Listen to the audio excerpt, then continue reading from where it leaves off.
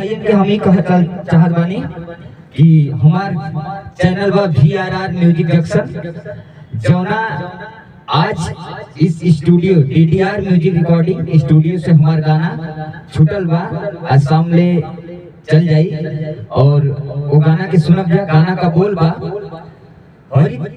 कि हमसे न मिला के झूठे सपना देखा के हमारे जिंदगी में आके काहे दूर गइलू, हमरे नाम के सिनुरवा हो,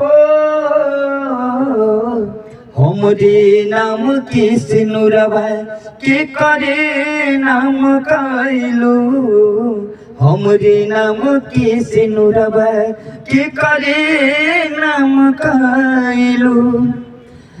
आप लोग के आशीर्वाद से और प्यार दुलार से आज हम इस जगह पे खड़ा बनी और हम यही चाहब आप लोग से निवेदन बा कि ऐसे ही प्यार दुलार देख रही जा और हमके भी आगे बढ़ाई जा।